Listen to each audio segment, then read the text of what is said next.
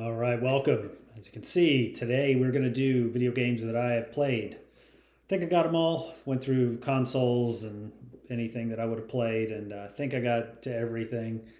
I'll go through a little bit of my history here in a bit about playing games and stuff, but I struggled a tad with the tiers, so I tried to be a little bit more liberal on adding categories just so that there was plenty of place to put them. I usually might have like five, but there's some here that I looked at certain games. I'm like, that one's going to be hard to find a right tier for. So I think I've got them. We'll see how it goes. So I've got my super all time favorites. I may not put anything in there to start. Like I may put the ones up in the really loved category and then at the end move them up because I'm not sure even if they really meet that criteria. I want to have like a ton of them because there's a lot of games that I love. Really, really liked. This is why I have these tiers because there's like different categories of how much I liked them, but I like a lot of the video games. Enjoyed. So enjoyed would be, I had fun playing it. It wasn't like something I would have maybe picked up again and played a lot, but I enjoyed it when I played it.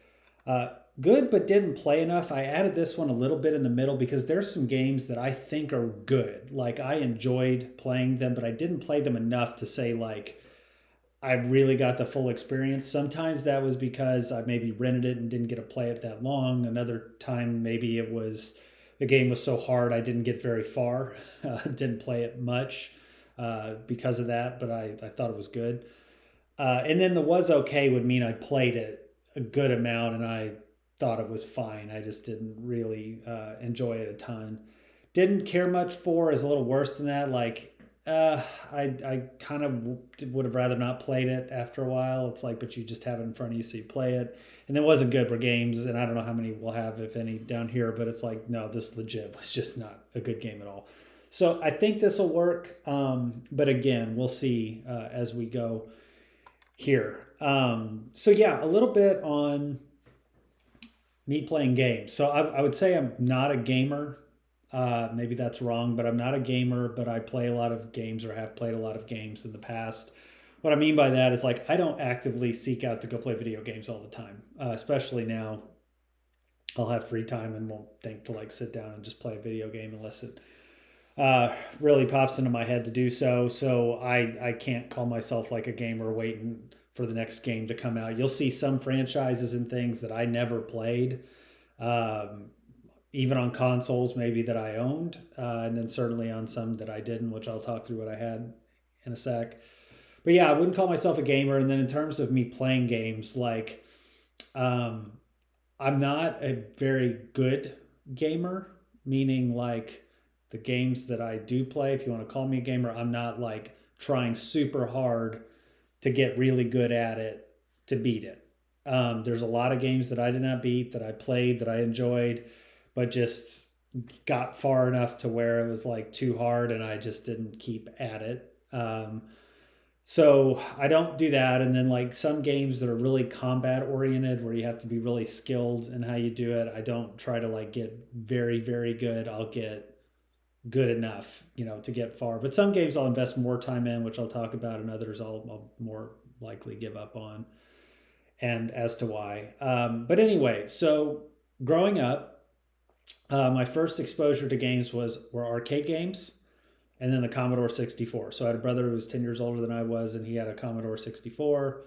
At least I think that's what it was.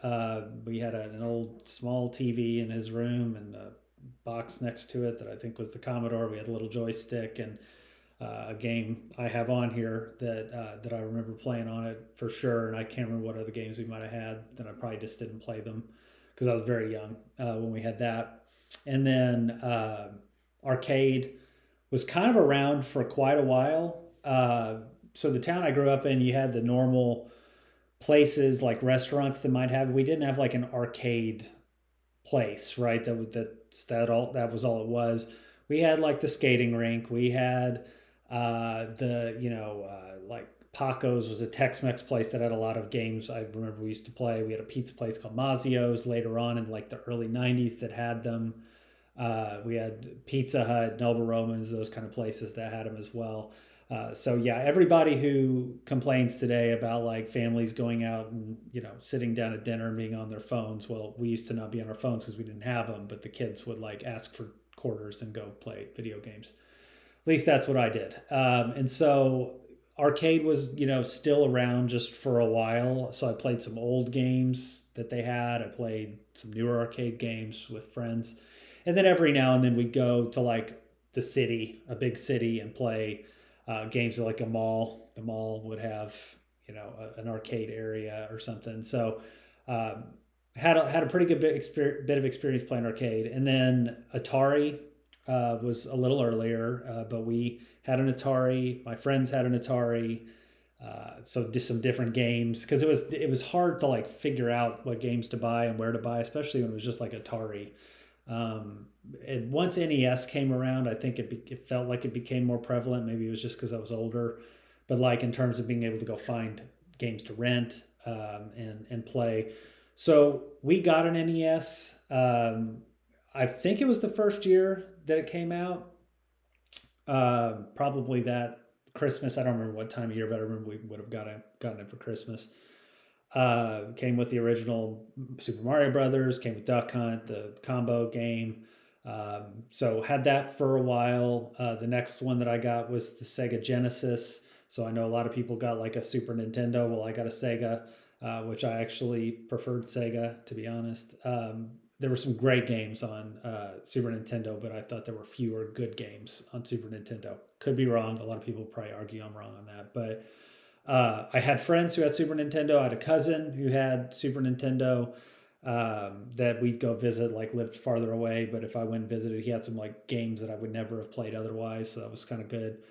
And then had the N64, so got that when it first came out. Super Mario 64 came with it, I think. Then I had a bit of a gap, like in consoles. So I did not play what the Dreamcast, the uh, GameCube, uh, any of the Wii Universe. I didn't have Game Boy. I didn't have Nintendo DS. I never really liked the handheld games that much, so I never asked for those or wanted those. Uh, yeah, so anything up to like PlayStation 3, I did not have. Then PlayStation 3, I remember my roommate at the time, we pitched in and both paid for and got it because we're like, we need to get something that we could play. So we ended up getting a PlayStation 3 and a couple games for that. And then after I moved out, I took the PlayStation with me, got a few other games, got a PlayStation 4 eventually and a PlayStation 5. So those were my consoles. And then computer wise, I had, I remember getting my first like Dell computer where we got to build it. And that was probably the first gaming computer that I had where I had the floppy disks, like the disk, drive to put install disks in, and then the actual game disc if you had one. And then it also had the CD-ROM. So CDs are still, people know what those are still. But yeah, the CD-ROM was a big deal back then, and I wanted to make sure I had a read-write drive so I could burn music as well. But yeah, it was also one that came with a game called Mega Race that I'll talk about a bit. So yeah, that was pretty well my experience. And then, now I still have, those consoles. I ended up getting a Switch. So that was more the handheld, but you can play on the TV as well. So I've got the Switch, I've got a PlayStation 5, which I can play like PlayStation 4 games on. And then I have some of the emulators on the Switch. So to play Nintendo 64, Sega, Super Nintendo, Nintendo, maybe, if I wanted to play Game Boy or something, I'm sure I could play those games as well. So just have a lot of different methods to find and play games now that you probably didn't when you were growing up. So a little bit of the experience of like getting these games I'll talk about as I go through them. I don't really know what I'm going to say. I'll react once I see the game because I'll remember when and where I played it. And likely console I'll probably get right, but there might be times where it's like, did I play this at the arcade? Was this on Atari? did they port it over to Nintendo? Was that really where I first played it? But it's not really important. There were some differences you could tell with graphics and things, but it's not all that important. So, okay, that was a little bit of the intro into, how I grew up gaming uh, a little bit. I pretty well played different genres of games. I probably had some preferences of one versus the other.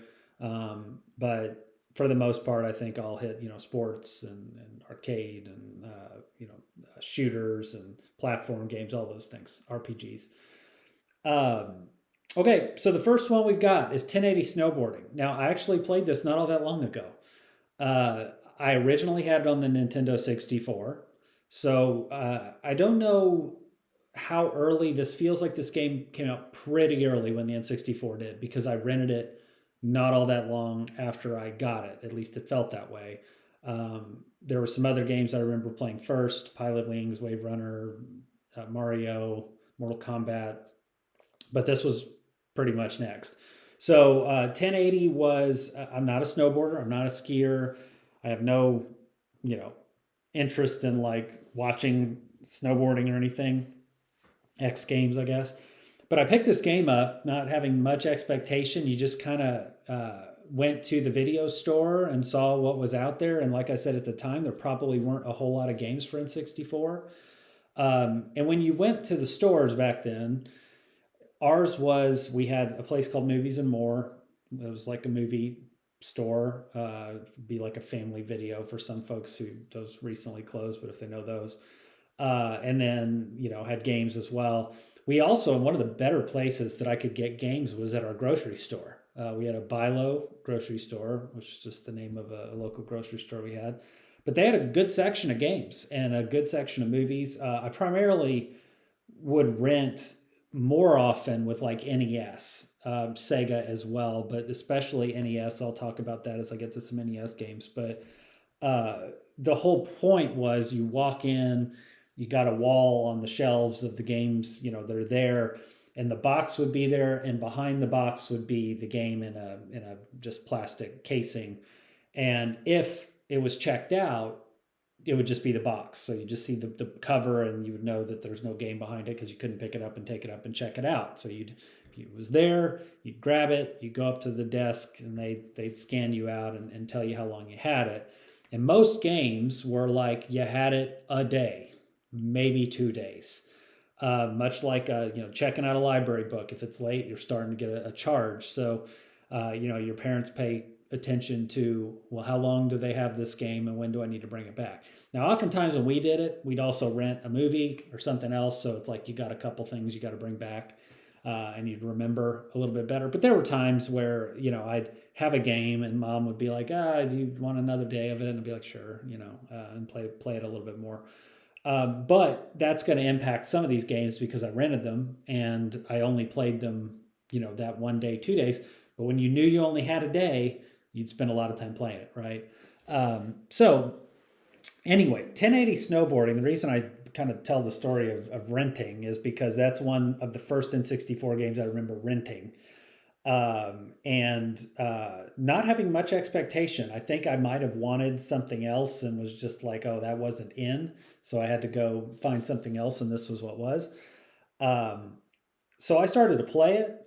I love this game. I thought this game was so fun. I wasn't good at first, but they had a lot of tricks, and the movement was really smooth, and like the atmosphere of the game was really good.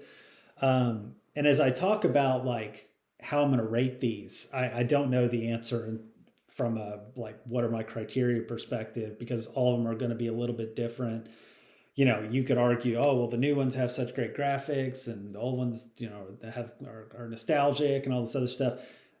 It's going to be a little bit of a sliding scale depending on the game, and more gut feel. But I can tell you, like, atmospherics of a game matter to me. So like, does the game bring me in and make me feel like a part of the world? And that doesn't mean it has to be like some open world new great game. It could be, oh, you feel like you're in Mario World, or you feel like you're in, I'm snowboarding, or I'm out on the slopes with them.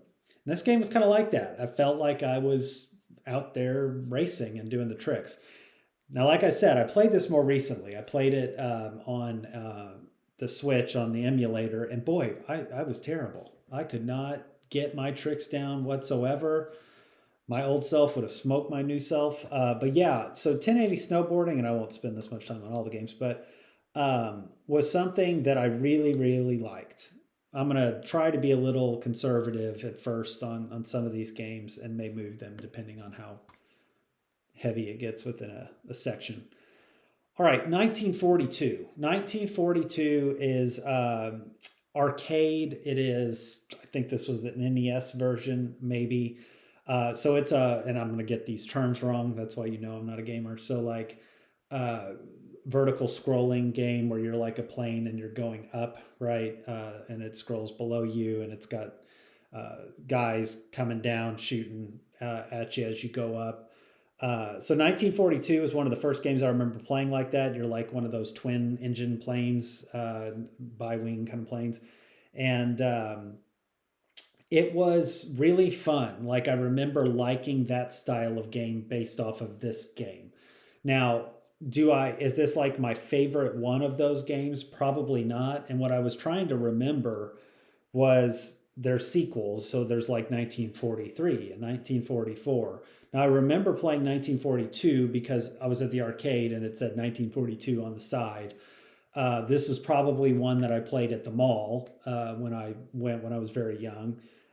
You see the airplanes and you're like, okay, I'll throw a quarter in. So I don't know that I played it that much at the arcade, but then when it was on, I believe it was on NES, and I rented it, like, it was fun. I really enjoyed playing it again.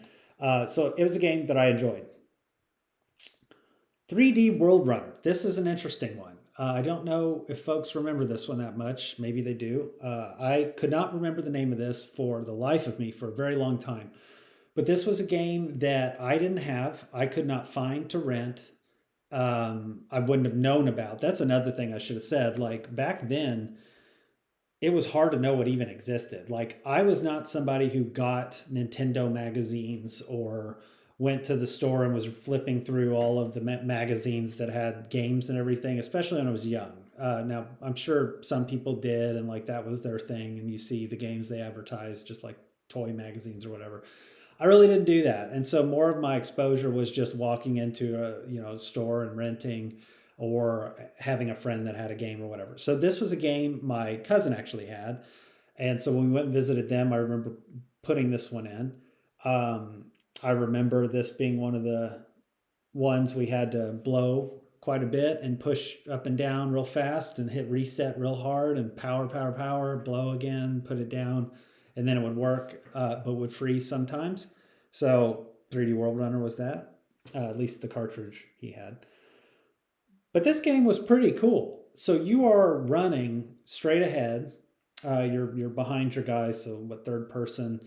Um, the ground, it varies in color. The sky varies in color depending on the world. You are trying to jump over just giant black. It's just black in between, so it's like a flat surface and black, and then you're running and you jump over the ravine or whatever it is.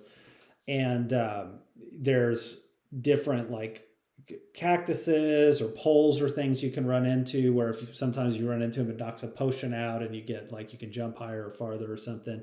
But then they have, monsters and things that come at you. So, like, I think you see a dragon or whatever in the picture there. And it comes down and you've got to, try to run around it and jump around it and stuff. So game was really cool. And I don't know that I'd seen another game really like that. But that was a game that I'd say I enjoyed, like, for sure. Did I get very far in? I guess I should say that with all these, like, did I beat it or whatever? So 3D World Runner, no, because I only played it, a few times at his house, and maybe got through 3 or 4 levels, and we would switch, and play something else after you died. And those old Nintendo games, you die. You don't have your little save 5 minutes ago or 5 seconds ago or 2 steps ago, where you can just start again and it's really easy. You you had to slog through sometimes to beat certain games. 1942, I certainly never beat. Probably made it through a few levels, and that was fine. It's like I didn't have any desire to beat it. And then 1080, I don't know that you could actually beat, but I'm sure I unlocked all of the stuff you could get, the boards and the levels, and tried to beat records and those kind of things. But yeah, I don't know that there was any campaign or anything for that. Okay, Seventh Guest. Seventh Guest is a CD-ROM game that I did not have. One of my friends had it, and would go over to his house. This was a game we liked to play at night because it was scary, creepy. You're going to this house. There's like been murder. There's ghosts, and it shows like scenes that happened, and you're kind of trying to figure out what happened. You have to solve puzzles essentially. So it's a really good thinking game. Like the puzzles were very good. There was one that I remember very vividly because it was you're like in a dungeon and there's a gate, a grate is actually what it is, where you had to move the pieces, that whole puzzle deal where it's like there's an opening and you got to get the opening in the right spot kind of thing. And every time you screwed up, it's like a voice of ghosts saying like you finding things a little grating and makes you mad every time. But yeah, finally got through that. Now this was an interesting one, and I'll have another story about this later, but where didn't have the internet really. Like if anything, the internet would have been in its infancy. So you couldn't find walkthroughs, easily if you were going to find them at all on some games. And so this was a game where we didn't have a walkthrough, we had no guidance, and we got stuck. I mean, I remember a few times we're like, I have no idea how we're going to beat this. We were fairly smart. And we still were like, what are we doing here? So we look at the box or look in the pamphlet, and there's always like a number you can call if you have issues. Now we didn't call it, but we finally figured out what we were doing wrong with the one puzzle we got really stuck on. But yeah, Seventh Guest was fun. We did beat it eventually because we would just go back and play it. This was a game you could save, CD-ROM. But yeah, I would say I enjoyed Seventh Guest a lot. Okay, Adventures in Magic Kingdom. It's a Disney game. I was a Disney kid. We used to go to Disney every other year. Kind of, it felt like when it was affordable. And back when it was just, Magic Kingdom and Epcot and then MGM Studios. So Disney World was always super fun. And this game came out and it was you're on the map of the Magic Kingdom, and there's different levels based off of the ride that you might go to. So at Pirates of the Caribbean, you might have the Haunted House, you might have Thunder Mountain, Space Mountain, whatever the racetrack was in Tomorrowland, I think was one of the levels. But it was cool because it was the Magic Kingdom. Now, there were some positives and negatives to me about the game. One, it's memorable. I remember playing the game a lot, and it was fun because there were different levels where they felt different, right? Like when you're doing Thunder Mountain, it's totally different than the Tomorrowland racetrack, and it's totally different than Haunted House, which is, I think, a little similar to the Pirates of the Caribbean, but Haunted House had awesome music. That was one thing. But the game itself was okay, really. Like if I just peel back and think of the gameplay, like it was okay, and it was more designed just to sell because it had Disney stuff. So I'm going to start it as okay. I did play it a good bit. I rented it. I did not own it. I did not beat it. I beat, I think, most of the levels. I just don't think I don't remember the end. Usually the way I will know if I beat it is, do I remember the final boss? Do I remember getting to the end? But this one was more like, no, I just remember playing the different levels and beating like the racetrack and beating the Haunted House and beating the Pirates of the Caribbean and Thunder Mountain maybe. But yeah, I don't remember the end. Okay, Air Duel. 80 Years of Dogfighting. I think this also went by the name Dogfight maybe. So this was a computer game, and I want to say this was discs. I had to load it. You had to actually install it through little floppy disks or hard disks or whatever they had at the time. And so Air Duel was one of the games that made me want to get a joystick for the computer. So Atari had like a joystick, but that was like specific to the console. And then NES came out, and you had the actual little controller. But I wanted something to be able to fly, like I'm flying a plane, an Air Duel. So Air Duel, like it says, 80 Years of Dogfighting, has different planes all the way from the like biplane to the like Mustangs and all that, to the Korean War sabers and those kind of things, all the way up to like F-16s or whatever was in there. Um, and this game was really fun. I played this game a good bit. It's so funny how your mind like remembers games as being so, like the graphics being so good, or you enjoy it just from like, I feel like I'm really in a plane, or it looks so good comparatively. And man, I went back and looked at like some of the graphics from this game. It was not. I mean, uh, compared to now, certainly, but like even not that long after, you're just like, ooh, wow, the graphics aren't nearly as good as I recall, but that's okay because the game was super fun and it was great for its time. But Air Duel is a game I really enjoyed. I played it a lot. I don't know. I put it in the really, really liked because I did struggle with it sometimes of like the controls, and you really got to, it's like a flight simulator almost. You got to fly across the map pretty far to get to some of the villains or the enemies or aces or whatever you're flying against. But yeah, it was still fun. Okay, All Star Baseball 99. N64, I own this game. I think this was one of those things, and I would say sports games were one of the tougher ones for me to figure out what I liked and what I wanted to own, because I kind of wanted to have a basketball game and I wanted to have a baseball game or a hockey game, football game. Uh, but there were so many titles, even with older systems, that I was just like, I don't know. But for some reason, All Star Baseball 99 was one that I either asked for or got for Christmas. And I really liked this game. Like, this was the right decision. And I can remember this game very vividly now, where I really like to pitch because your little C buttons, the yellow buttons, are your different types of pitches, and they had curveball, screwball, splitter, all these awesome pitches, your fastball, obviously. And I'd get like Randy Johnson and just like mow guys down. Um, I was good batting. I mean, I got good at this game. Like this game, I really invested time in and play because my friends would come over and they like to play this game. It was usually the case. So, like the friend I mentioned that I played seventh guest with would come over and would always be just a little bit behind me in terms of winning games. Like he might win one out of every like 10 or something. And my brother, who, like I said, was 10 years older than I, didn't play Nintendo 64s after his time and all that playing games. But he came home one weekend from being out and away to visit, and like we were playing this game, and he came in and he's like, "What's this?" And we said, "Oh, it's All Star Baseball, and this is kind of how you'd hold the controller and how you play stuff." So, "Oh, okay, I'll try it." So we were doing Home Run Derby, and my brother was a huge St. Louis Cardinals fan. I am too, but he was a huge St. Louis fan and Mark McGwire fan. So my friend was a Cubs fan and picked Sammy Sosa, I think. And so they went at it in Home Run Derby. And I remember my friend got like 10 or something. And my brother, like the first few, got just out, out, out. But then he got really hot with like 2 outs left or something, and got to the point where after like 6, he's like jumping up after everyone going, "See you later." And he ended up winning. He came back and won. He used the momentum of McGwire, who was a great hitter in that game. So yeah, All Star Baseball was super fun. I have a lot of good memories with that one. I'll say I really really liked it.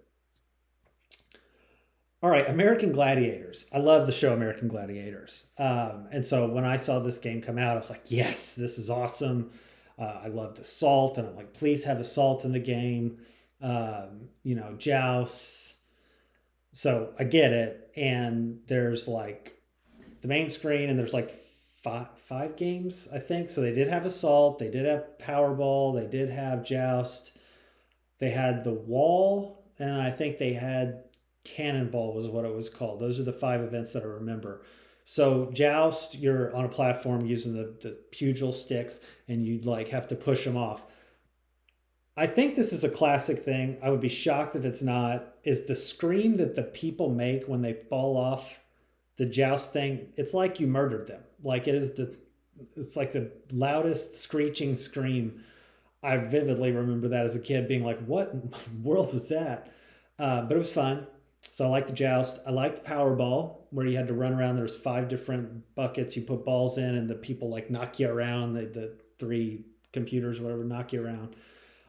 Then there was Human Cannonball, where you had to jump on a swinging platform and knock the gladiator off, which was pretty fun. You had Assault, which I thought was okay, but they probably could have done better. You run up, you like get rockets, and then you have to like move and shoot the guy who's like moving across the screen.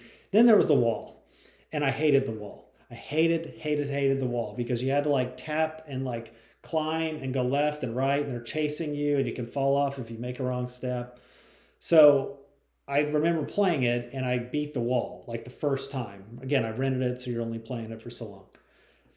And I was like, this is awesome. Great. I did it. So maybe I go to the Eliminator now, which is like the end. And I'm like, well, that's too short. I mean, some of these games are short, but that was way too short. So anyway, all that it does is it takes you to another level of the same games and another level of the same game. So I think I got to like the third level and gave up, like on the wall. But the others got harder too.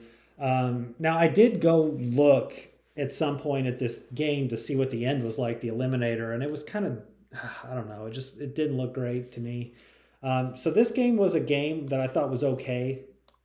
It wasn't as enjoyable as I would have hoped. It kind of has more nostalgia to me than the gameplay. So I'll just have it there. Arkanoid. Arkanoid is like a brick breaker game. I feel like there was a predecessor that was more basic and not black and white, but like just green bricks or something. And I think that was on the Atari, and I don't know, I cannot remember what it was called, and I don't know that I played it. I think I watched it being played. But I didn't remember that one, so I didn't include it. Arkanoid I remember, and that's where it became a little bit more sophisticated. I think this was an arcade game, but I played it on the NES.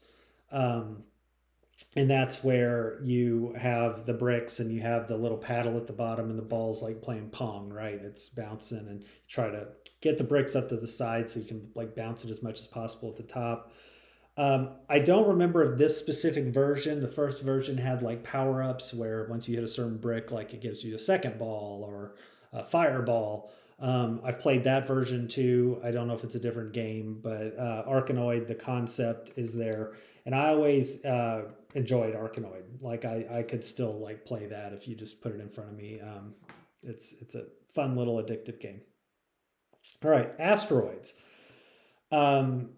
Was an arcade game, also ported over to like computer, I'm sure, as a disc, and I think NES may have had a version, or Atari had a version, maybe not NES.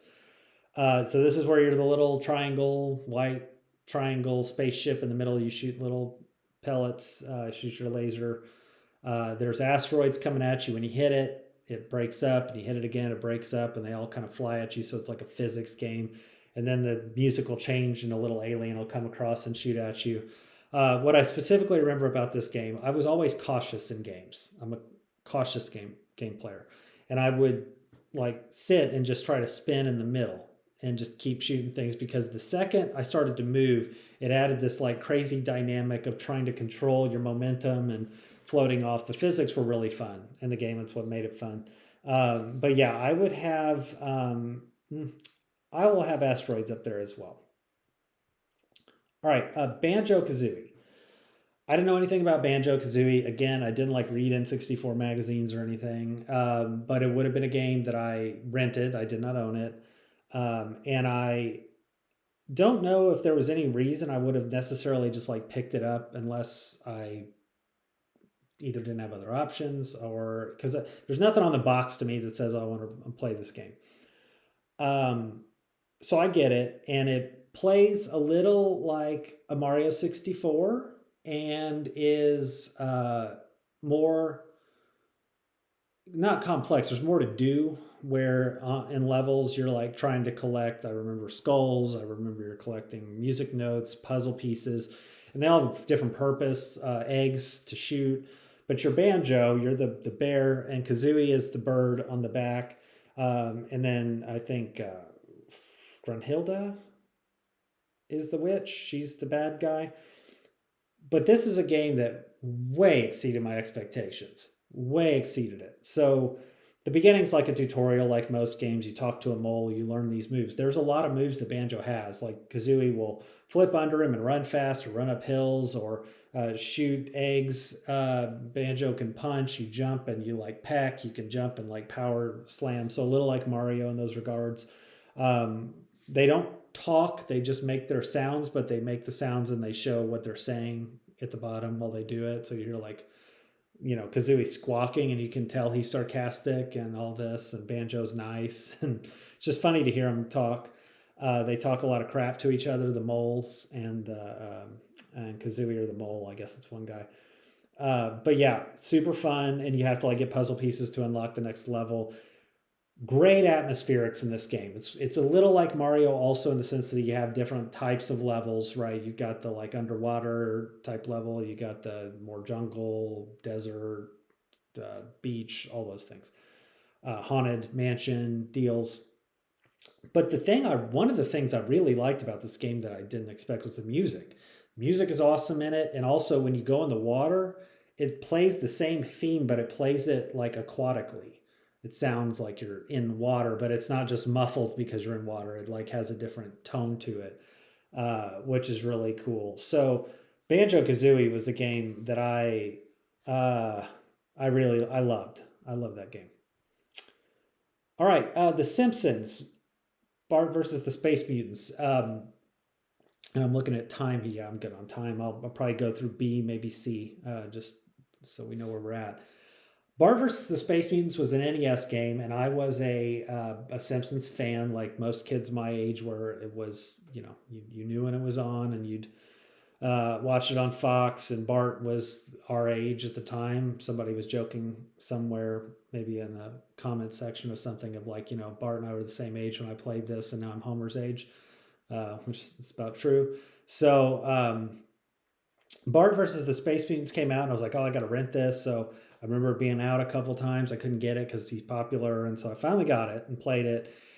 I I don't remember everything about the gameplay for sure. I remember it's aliens, obviously, and they're like hidden. There's a movie called They Live that it reminded me of, where he had to put glasses on and you'd see like somebody's actually an alien. And I remember, I think Bart had X-ray glasses, and you'd like turn them on and you'd see who's an alien and who's not. I remember that, and then I remember you had to spray paint things. It's like they were trying to find things that were purple, and you had to spray paint them red or something like that. And so a lot of the skill was like, well, how do I get my spray paint up there? How do I stop that? And then you jump on the alien. It was a little clunky. The game was not like super straightforward. I never beat it for sure. Um, I don't know what the ending was, or how to get there, but it was okay. I didn't think that game was great. I just kind of thought it was all right. Now, Bart versus the World. This was a sequel, I believe, would have come out a year or two later, and uh, I got this game. So this game, I think, was gifted to me and I was a little like hesitant because I'm like, the other one wasn't that good, and I don't know that I'll play this one. Now, the good thing about this was I'm a geography buff. I always loved geography as a kid. I loved history. Um, Bit of a nerd alert on those, but yeah, Bart versus the World was like something I was like, okay, maybe he's traveling and stuff. The way that it kind of worked is you start, and there's like a piece of paper or something, and you've got like five different levels or things on it, and it's got a theme. So I want to say it was Mr. Burns was the overarching villain, but it was that his relatives were the bosses of the different levels. So the first one, if I recall, was China, and you had a giant ship, like one of those Chinese ships that you were on. You would jump around trying to get diamonds, avoid rockets, bottle rockets. I think you could get bottle rockets, but a lot of it was like the jumping and trying to get like a Bartman cape and turn into Bartman and fly around. I enjoyed that. I thought that was fun. Then there was like a great wall where you're on a skateboard and you have to like jump over different like concrete pits and things, and you got to go through the different like parts of the wall that had whatever they call them, like towers in the middle that have holes in them. You go through that. And then ultimately, I think you'd get to the end, and I remember you face, whatever he was, Genghis Burns or whatever, I don't know. And so the other parts, though, there were puzzles. There were like match game puzzles, match cards. It's like, oh, this is Ned Flanders, and this is, Smithers. Oh, no, this is Smithers. That's Smithers. Match them up. Then it was, oh man, what were the others? Oh, there was a slide puzzle where you had the 9 blocks and the empty one, and you had to move everything around to make the picture of the character, like Krusty or Maggie or somebody like that, Homer. Um, Now I feel like there was one more, and they might have changed level to level because I do remember there's like on the ice level, there's the whole cup move, ball under a cup, but it's Maggie, I think, and you move them around. So a lot of cool little like side games that I thought were fun. And then the levels were hard. That game was not easy, and I played it a lot, and I don't. Oh, I'm trying to think if I beat it.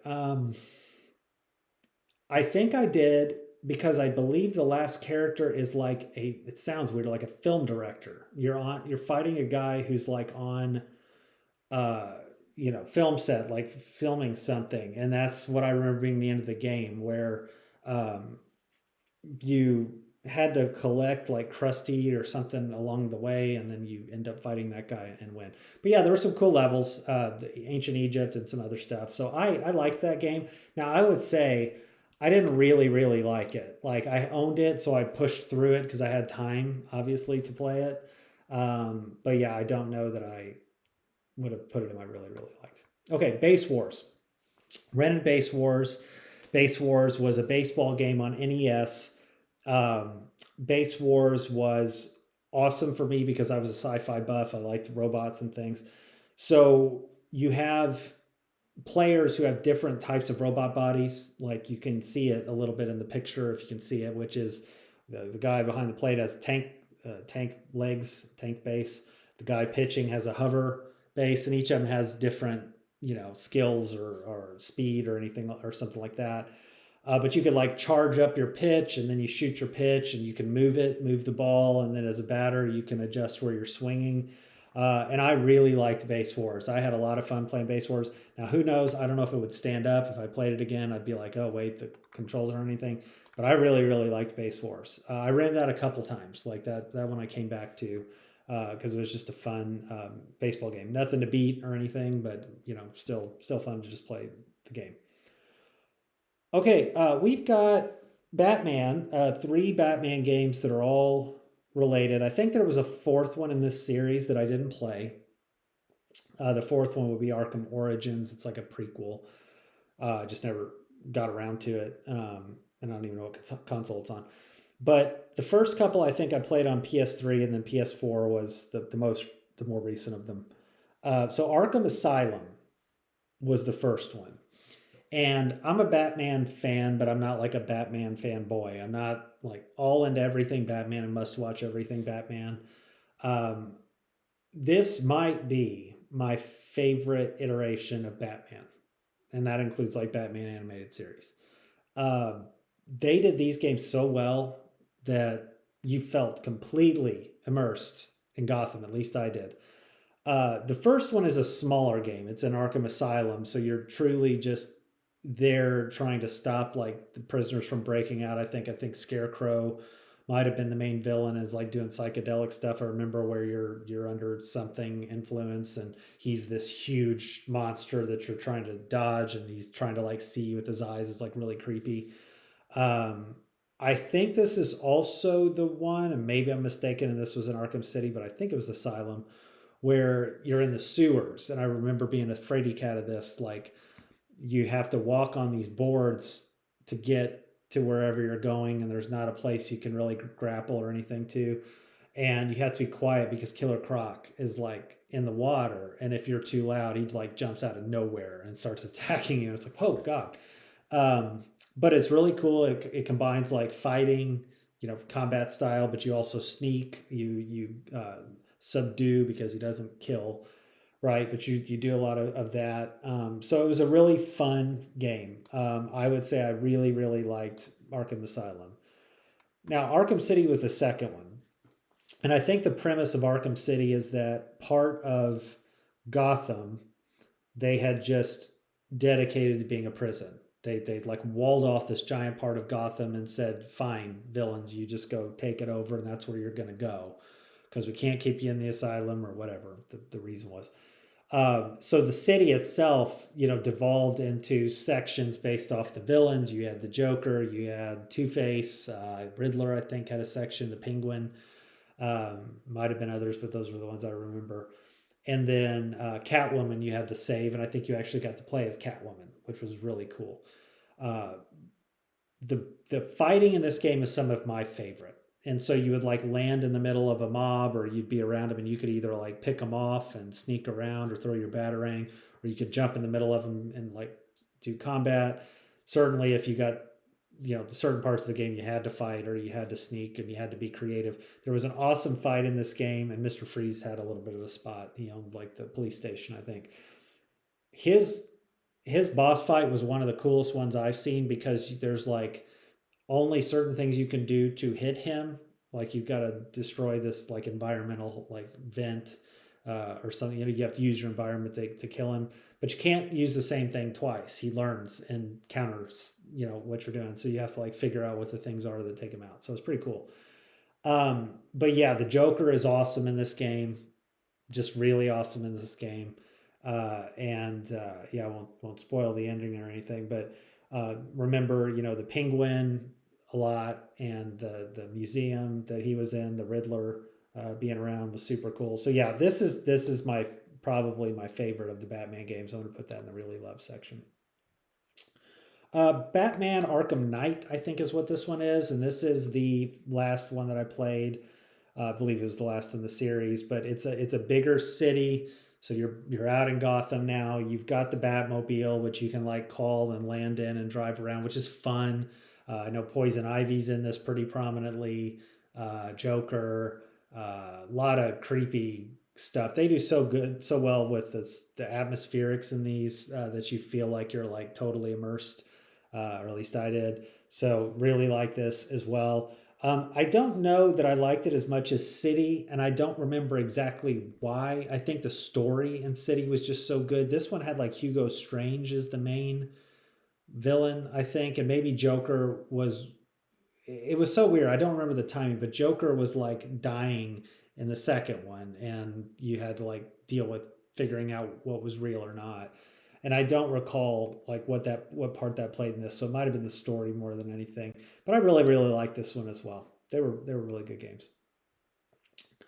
All right, Battle Tanks. Battle Tanks is an N64 game that I owned, and I got this as a present, and it was probably something that was a little cheaper. So games, usually are pretty uh, standard in what their cost is to start, but then they'll go down based off their popularity, and maybe some of them start a little lower. And Battle Tanks was probably one that wasn't as quite as popular, but we actually played this one quite a bit, from a you know multiplayer kind of deal. Like I don't remember the campaign too much. I played it a little bit, and I never beat it. I don't think. I don't know that I cared to. And I guess I should have said with the Batman games, I beat all of those. But you invest the time, and I own all the Batman games, so I invested the time to do it. Battle Tanks, I had the time, but I mostly just played multiplayer.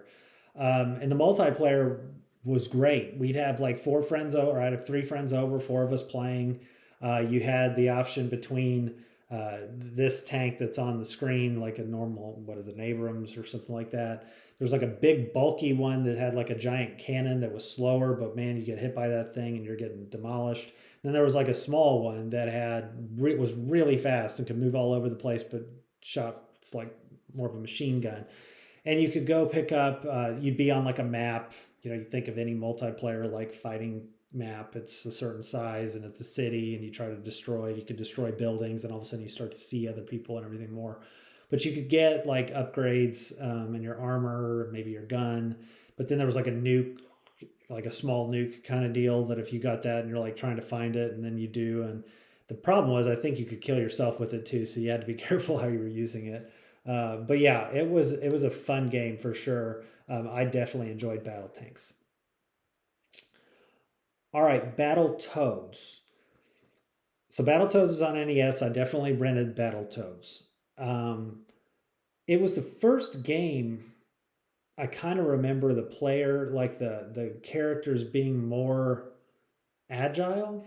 I don't know if that's the right way to say it, but they because they're frogs and everything, it seemed like I had more movement than usual. The characters were cool. I can never remember all their names, just like Rash and Pimple and Zit, maybe were the three. Uh, and you pick which one you wanted, the bigger one, the cooler one, the thinner one, whatever they were.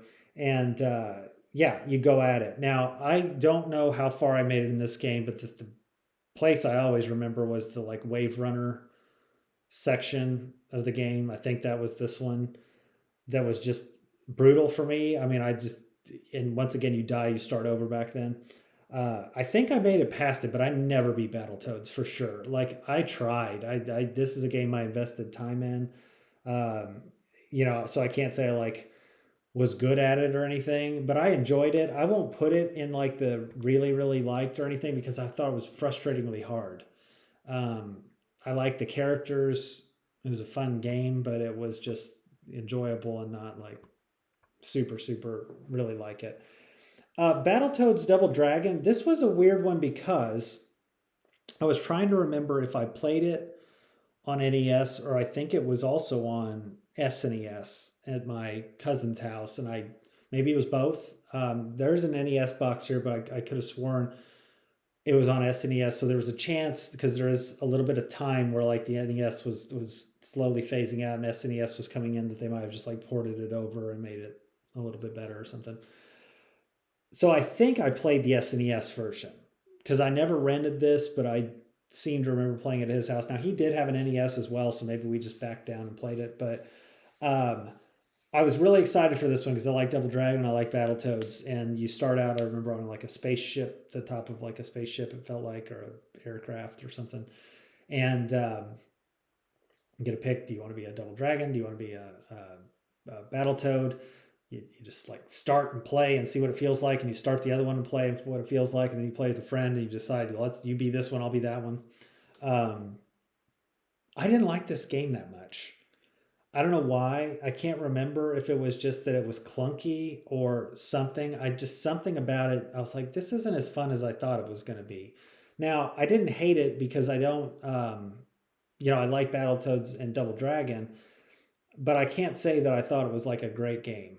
Maybe I'm wrong, and people would be like, "Oh, that was one of my favorite games of all time." Maybe, but yeah, for some reason it just didn't quite feel right. It wasn't one that I like would say, "Let's not play this," but it was one I was like, "Gosh, this just something doesn't feel great." So definitely didn't beat that. Bionic Commando. Bionic Commando was an NES game that I rented. I thought it looked cool on the box, and so I rented it. And things I remember about Bionic Commando. I remember the start very vividly because you're like parachuting in. I think you're parachuting in, so I say very vividly, but I don't remember specifically. I think it was a parachute. But anyway, you land on the platform, there's like water underneath, and you're like in this like giant fortress kind of on a platform. And you've got a grappling hook and a gun, and your grappling hook can shoot straight up, it can shoot diagonal, and you can swing and shoot guys while you're swinging. But the music of like it kind of gets you going like right off the bat. Uh, I remember there being a map, and you're like going to the next level, and there's little trucks moving because you might have to run into the truck depending on when you get to a certain level. But man, I sucked at this game. Like, or I don't know that I sucked, but I just could not get very far. I don't know the numbers and can't remember the numbers on the map, but I would get so far. And again, because I was renting it, I only had so much time, and you'd start over, and it just was tough. But you'd like get in a level, you'd go and find a computer room. They'd talk to you through the computer about what you needed to do, and then you'd go do it. But for some reason, yeah, I don't know if it was like a cave level is the last one that I remember or something, but the game was fun. I enjoyed it. Um, all right. Bioshock Infinite, Bioshock 2, and Bioshock. I'll do these in order. So let me make sure that I'm thinking about that right. Let's do this. I'm going to do this in order of the Bioshocks that I played them in. because I did not play Bioshock when it first came out. I did not play Bioshock 2 when it first came out. I played Bioshock Infinite when it came out. I don't know why. Uh, I mean, I know why I didn't play Bioshock or Bioshock 2 because I just didn't know them that much. I didn't play a lot of games like that were super involved and everything necessarily at that point, and I just had never really heard of the genre or the kind of noir genre that it was in. There were a few games that were like that, so I didn't know which one was the best one. It felt like so I kind of ignored it, and then Bioshock Infinite came around, and I don't remember why I bought it. I was like, I think it looked cool on the box or something, and maybe it had good reviews. So you started, you had internet and stuff then where you could look at it and be like, oh, that game's getting good reviews. So I bought it. And so Bioshock Infinite, you are uh, starting out, you're at a lighthouse, you end up going into the sky, and you go to a cloud city. It's called Columbia. It's like an idealistic, you walk in, everything's perfect, but it's like old and nostalgic, even though it's kind of modern with technology. They had figured out some sort of like gravity particle or something to let the city float. And the whole point was the guy who founded it, I think his name was Comstock, wanted to break away from the United States and wanted to form his own society. And he thought everything, he knew how to manage it and everything was going to be perfect. So anyway, that's what you do. You go up there and then you get roped into everything. But there's the beginning of like how it starts to go south is kind of jarring. And then all of a sudden you're like way into the game. It's pretty straight path forward. It's not like an open world game. You kind of can move and go around, but somewhat where you need to go next. And then you have guns, but you also have plasmids, which are these, I think they're called plasmids. You like inject yourself and it gives you certain powers. Like I can shoot a fireball, or I can, control objects or something. So a lot of different ones of those. And the feel of it is what is so cool. I don't know if it's like a steampunk kind of deal or what, but the world immerses you. And the music is good. When you get to like a really intense battle, the music picks up a lot and you feel a lot of anxiety for it. The story in these is awesome. And this one was no exception. So I really, really loved Bioshock Infinite when I played that. So then I went back and I was like, well, let me play Bioshock. I'm like, what the heck is this? It's got good ratings, and I just didn't know about this one. I was like, but there's no way that I'm going to like it as much as Bioshock Infinite, because Infinite was newer and, it's probably more in my style of like being out in the open and the clouds and playing. But Bioshock was like, I don't know how to explain it. You just feel really trapped. I guess I felt really trapped. Like instead of going up like you do in Bioshock Infinite, you go down. You're in Rapture, the city under the water. And it's a similar concept. The person, Andrew Ryan, I think, made the city. And it was like this beautiful, idealistic city that went to hell. And the people that are still there have turned into what they call splicers, where they have gone crazy and used so many plasmids that they just like try to cut you and kill you and shoot you and all these things and blow you up, and they're just crazy. And all these people have different personalities. They're really weird. I remember this like artistic guy who wanted to like do surgery on people, so it was like super weird. There's a crazy, the crazy plastic surgeon guy that's a different guy that was really weird. So a lot of weird stuff. And then it has one of the biggest twists in games that I think I've ever seen. And I was like, it made you feel like crap. I mean, it made me feel like crap whenever it happened. And I was like, what in the world? But really cool atmosphere. I did beat it. I should have said that I beat Bioshock Infinite as well. I did end up owning these games. So yeah, I really loved Bioshock. Now, Bioshock 2 is not nearly as well received. I had to recall like what was Bioshock 2 in terms of gameplay, because I could not separate it from 1. You're also in Rapture in this one. But in this one, you're a big daddy. So the big daddy is what Bioshock is often, the first one is often referenced with, where you're the big hulking looking guy in a giant diving suit, and you've got a drill on your hand, and you see the little girl next to him. Those little girls are the ones who like have the plasmids. They're like raised to be that way or something, and so you have to make the decision in the first one: are you going to drain them and take their energy, or are you going to like save them? Which, you know, it sounds like an easy decision if you're a savior kind of person, but you also sometimes need the stuff and you're like, oh gosh, what should I do? Because I might die if I don't get it. But it's cool dilemma. This one I don't remember as much other than running around and using the drill and everything. I will say that I enjoyed it. I did not like it for sure, but I just don't remember enough about it to put it any higher um, for now. All right, Blades of Steel. We'll try to get through the B's here and then be done with this one. Blades of Steel was the first hockey game that I played. I was on the NES and again, just like rented it. Oh, a hockey game. Let's see what that's like. And I liked this game. I thought it was fun. I don't remember too much about it other than being like you're right above the ice.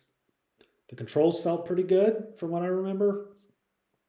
Um, like when you would shoot on goal, for example, or something, you felt like you were actually the one controlling shooting on goal and it wasn't just some random action or whatever. So yeah, I enjoyed Blades of Steel. Now I didn't play it a ton. I don't know that I've rented it more than maybe once or twice, or played it with friends here or there. But I do remember it as being like the one that I played for them.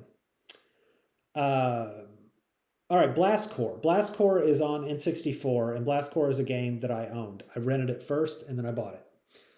Uh, a game that was probably a little cheaper, so I could buy it, you know, on sale or something, because I doubt it was like super popular.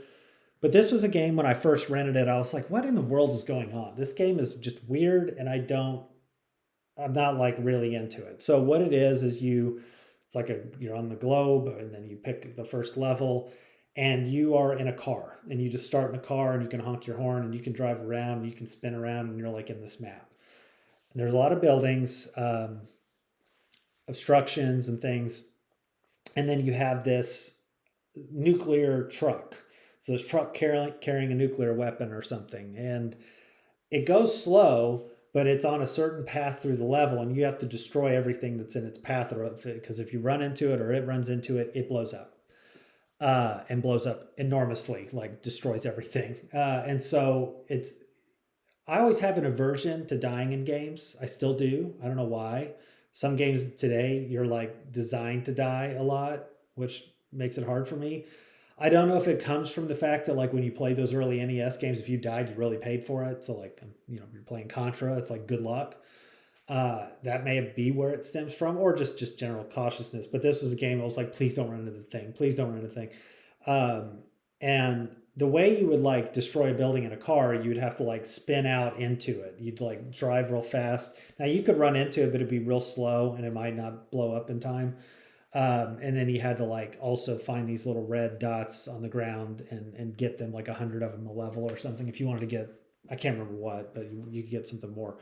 But anyway, that's how the game started. And I was like, oh, this would be kind of fun. Like, I don't get it. I am in a car and I see other stuff like on the box. What's going on? Well, once you get to either the end of that level or the second level, or you finally figure it out and read the instructions, your little guy can jump out of the car and go into other vehicles. So whatever's on that stage, you can get a different vehicle. Some of them are like this dude, the bulldozer, and then you got the dude in the back that's a jetpack, and he jumps up and like crashes into buildings. He's super powerful. You've got a guy a robot who can roll. You've got the General Lee is in the game from Dukes of Hazzard, and it plays the little horn. So that was fun. There's like an RC kind of car, a lot of cool vehicles. So it gets really fun once you get into it, and you're like stressing out because the levels get a little harder and harder. I did finally beat Blast Corps, which was a fun game. I really, really liked Blast Corps. All right, Blaster Master. Blaster Master was on NES. Rented Blaster Master because the box looked cool. Things I remember about Blaster Master. You are in a tank-like thing, but the tank-like thing is pretty mobile. You can jump with it. You can shoot up. You can shoot forward. You can get out of the tank, kind of like Blast Corps, and you can go down ladders and things to find stuff. The music in Blast Corps is awesome. Or I'm sorry, in Blaster Master is awesome. Blast Corps also has good music, but Blaster Masters is great. Um, the I feel like I got to like the third level though. Maybe that because the game was hard for me. I don't know if it's considered like an overall hard game, but for some reason, after I got to a certain point, I'm like, man, I just die and start all the way over. And when you're renting it again, that's just it gets tough. So I enjoyed Blaster Master. I don't know that I put really like just because I struggled with it. So most of these so far, I've played enough, where I could kind of tell like it's not, I enjoyed it versus didn't play enough. All right, Bomberman. Bomberman was another game that I rented because of the box and the name. Like, okay, that sounds kind of cool. You are Bomberman, and you are on uh, just a plain level, and there's like bricks that you have to blow up, and then you can only go through certain paths. Then you have villains that come up, and you've got to lay your bombs in the right spot, and they might blow up and fill in the hallways that you've got around you. Um, I only rented this a little bit, and this is one of the first ones that I would say was good, but I didn't play it enough. Um, I remember, enjoying it, but then I've only got through a couple levels. And sometimes, when you rented a game, it's like, oh crap, I rented it and now I've got asked to go over to a friend's house or do whatever, and I didn't really get to play it a whole lot. And so this one would probably qualify. I mean, I remember it enough to remember the gameplay, but I don't remember enough to say like, oh man, that was a game I really enjoyed. Okay, Zelda. This is really Breath of the Wild. That's why it's up in the B's. So Zelda, I played, like the original Zelda, Zelda 2, Link to the Past. I think so. What that was that Link to the Past or was that Super Nintendo? Whatever the second Zelda was, that was like Link on the box. And then, yeah, the Super Nintendo, Link to the Past, uh, N64, Ocarina of Time, Majora's Mask. I had a gap then, though. There was like, what, Nintendo, what, Wii would have had them, maybe, GameCube. You had like the Twilight Princess, you had Skyward Sword. I don't know, it felt like there were a few Zelda games that were pretty well regarded. Wind Waker or whatever that was. So I didn't play any of those, and I hadn't played a Zelda game in quite some time. And honestly, I thought like after playing Ocarina of Time, Majora's Mask, like I'm good. I don't need to play Zelda again. Those were really good games. So I get Breath of the Wild. It's on the Switch. I'm like, fine, I'll give it a chance. Now, one thing that I like about most Zelda games is they all have their own feel. Um, for the most part. Like even a difference between Twilight or between Ocarina of Time and Majora's Mask is there for me, even though they're the same like models and sprites and things. But Breath of the Wild felt very uh, what's the word? It's like very isolate. You feel very isolated because you like come out of a cave and you're in this massive map, massive world, and it's not like so dire that everything's destroyed and everything. It's a beautiful world, but it's also like there's no one there. I mean, there's a few villages and things you'll run into, and it's because, of all the events that happen. But it's in the future, and you're just like, wow, this is really dire. And you know that Ganon has taken over the castle or what have you, and you can get there. You could go there right away. Like, that's the cool part of the game. You could walk right to the end. But there's just you're not going to beat it. Or you could, I'm sure, if you're a great player. But the journey is the fun part of these games, and like you go and see so many different areas, and when you're in the snow areas, you feel like you are in the mountains, freezing. When you are in the volcano and Death Mountain, feels hot. Like they do a great job of the beach, all the different places. The music's great because you worry like, oh, what, this can't be as good of music, but the music in this game's great. The mood and the atmosphere is awesome.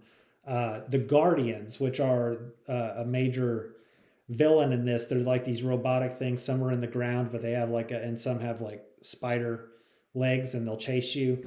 They have like a red dot and their head swivels around, and if they target you, it makes a noise, and you'll know about how long you have. But they'll hit you and you'll die like pretty well unless you have a good amount of hearts. But that makes like sneaking and not going to places that you think you could make it, before, pretty good. But you have like a little thing you can fly with, not fly, but you jump off and glide with. Glider is probably what it's called. And yeah, some cool villains in here. The Lionels that are very difficult, different levels of difficulty for sure. I really loved Breath of the Wild. It's a great game. All right, Bubble Bobble. Bubble Bobble is NES. Bubble Bobble is a great game to play with somebody because it's like you're a team, but you're also going against each other in terms of score. Back then, score mattered a lot in games because they were arcade based. So Bubble Bobble was an arcade based game, and I don't think I played it on arcade. Might be wrong, but if I did, I probably played it after I played it on the NES. Anyway, you're just on a stage.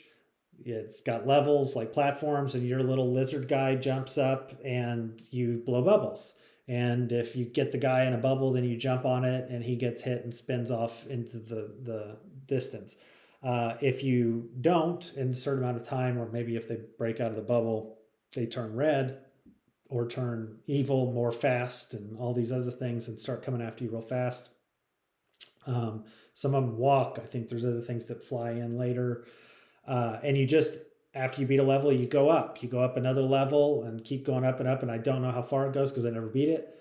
But it was a fun game. There was a great music track. I think it only has one. I cannot remember if it ever changes. If it did, it was beyond where I ever got.